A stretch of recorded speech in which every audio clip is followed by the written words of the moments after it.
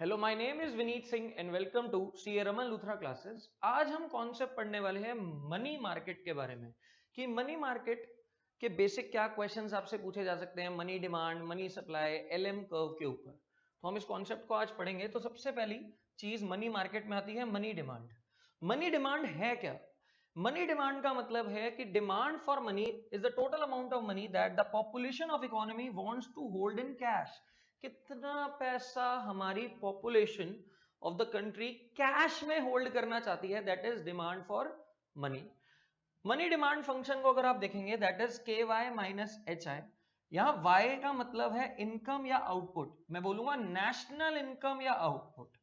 ठीक है, हमारी कंट्री की जितनी भी टोटल नेशनल इनकम है या आउटपुट को हम रिप्रेजेंट कर रहे हैं वाई से। मनी डिमांड उस पर डिपेंडेंट है। ठीक है, के का मतलब है कि हमारी इकोनॉमी में अगर इनकम चेंज होगी उसकी वजह से मनी डिमांड या preference for people to hold money in cash कितना चेंज होगा, that is represented by K. तो के हमें शो करता है कि सेंसिटिविटी जो लोगों के अंदर है of change in income impacting money demand, कि इनकम चेंज होने की वजह से मनी डिमांड पे क्या इंपैक्ट पड़ेगा, दैट इज रिप्रेजेंटेड बाय के।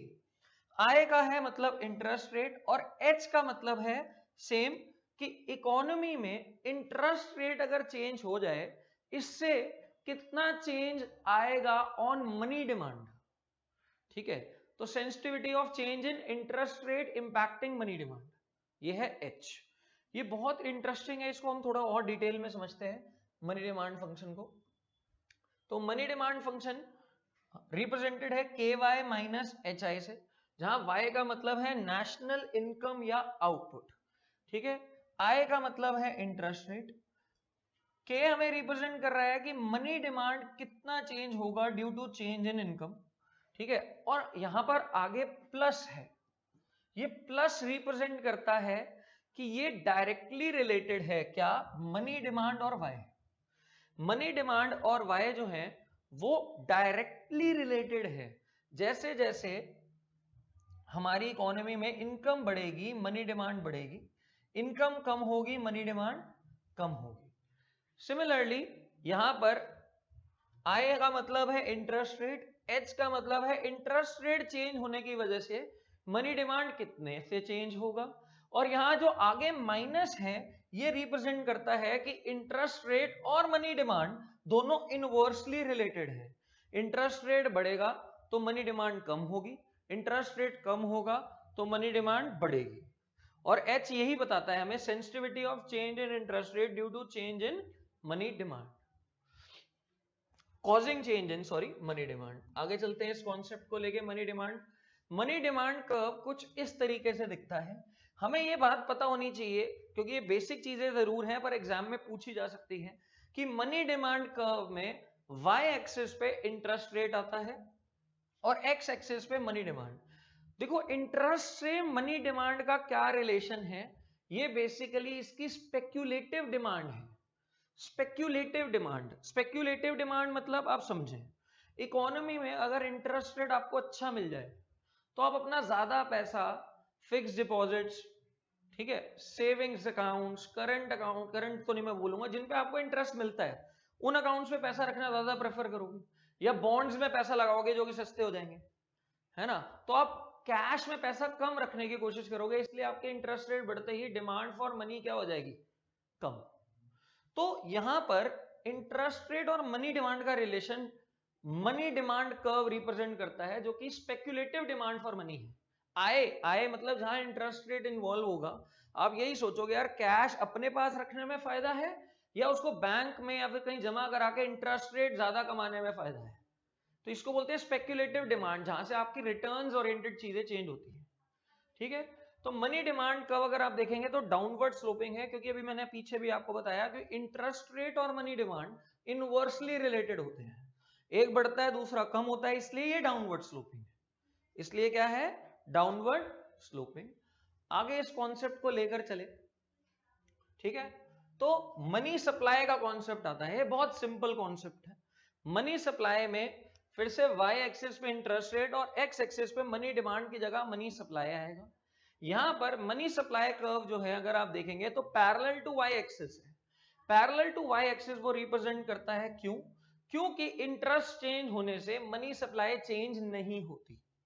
मनी सप्लाई आप कह सकते हैं एक एक्सटर्नल फैक्टर है, क्यों? वो ऑटोनॉमस रहती है, वो पूरी तरह से गवर्नमेंट के थ्रू डिसाइड होती है। गवर्नमेंट ये डिसाइड करती है कि मनी सप्लाई इकोनॉमी में कितना होना चाहिए। आपने अगर कॉन्सेप्ट पढ़ा हो इकोनॉमिक्स में कि मनी सप्लाई के डिफरेंट मेजर्स भी होते हैं, M1, M2, M3, M4, ये मेजर करने के तरीके गवर्नमेंट ने बनाए हैं, पर मनी सप्लाई का इकोनॉमी में कंट्रोल आरबीआई या गवर्नमेंट के पास ही है, इसलिए वो इंटरेस्ट रेट पे डिपेंडेंट ना होकर पैरेलल टू वाई एक्सिस है, मतलब फिक्स रहती है, ऑटोनॉमस रहती है।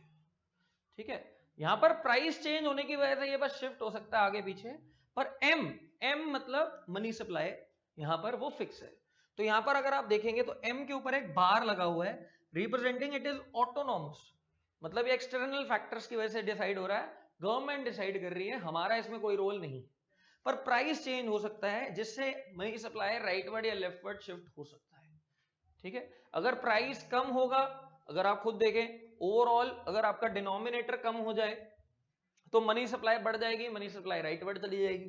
प्राइस बढ़ जाए तो आपका ओवरऑल मनी सप्लाई कम हो जाएगा तो लेफ्टवर्ड आ जाएगा। तो ये ध्यान रखना है आपको। आगे चलते हैं इस कॉन्सेप्ट को लेके। इन्हीं दोनों कर्व से जो हमारा मेन कर्व है L M curve, L represent किसको करता है? डिमांड फॉर मनी को। एम रिप्रेजेंट करता है मनी सप्लाई को। तो एल एम मतलब वो कर्व जहां पर मनी डिमांड और मनी सप्लाई इक्वल है। एल एम मतलब वो कर्व जहां पर money demand and money supply equal है।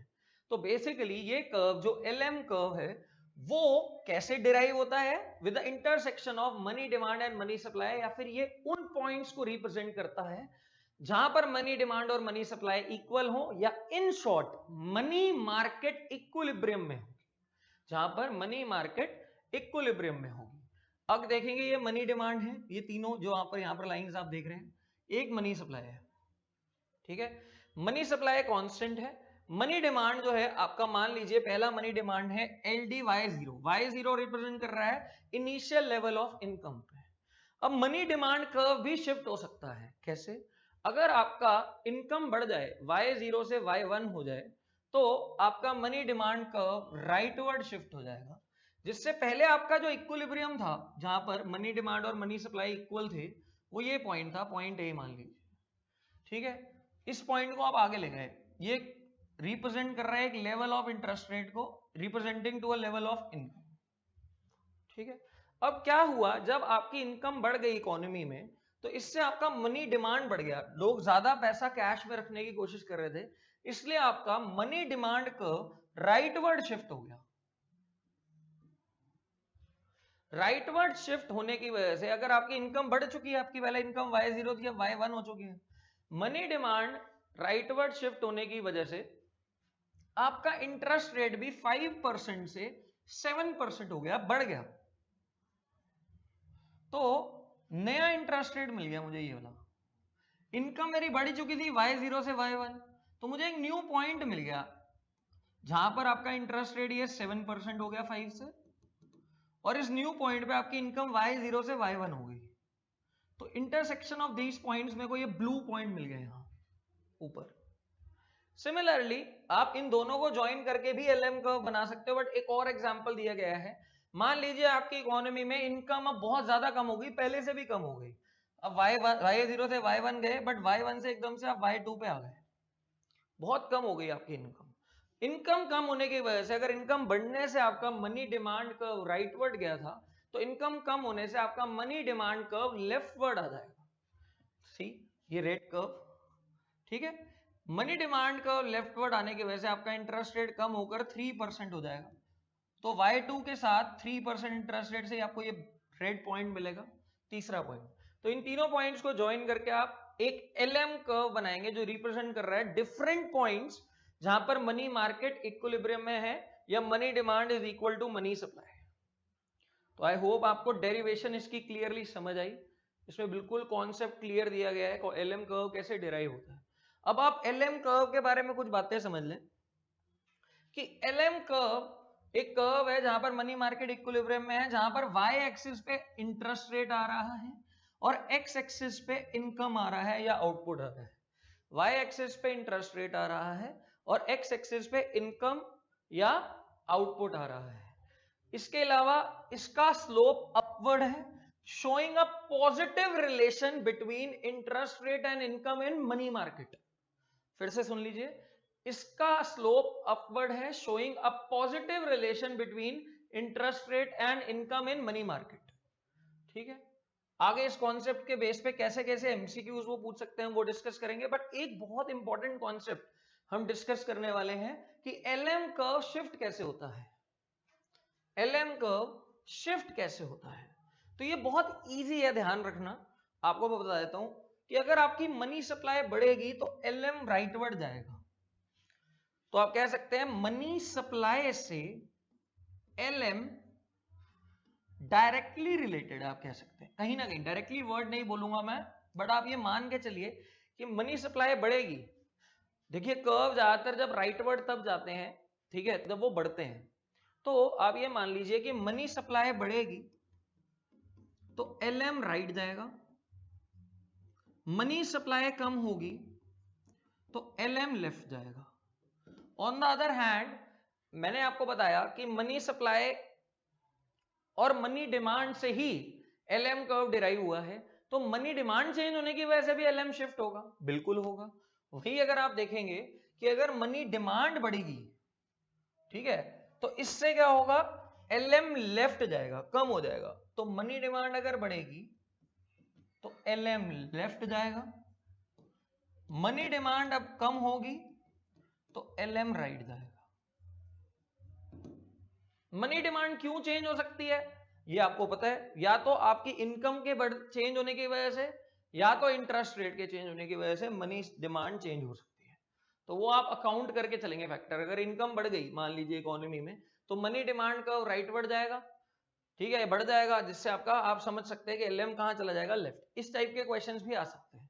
तो आप कुछ क्वेश्चंस देखेंगे एग्जाम में जो इस कॉन्सेप्ट से आपके आते हैं। तो पहला क्वेश्चन है एलएम कर्व स्लोप्स। कैसा होता है एलएम कर्व का स्लोप, बताइए। अपवर्ड। कैसा होता है, अपवर्ड। अगर आप लेफ्ट टू राइट जाएंगे तो आपका एलएम कर्व कैसा दिखता है, अपवर्ड जाता होगा।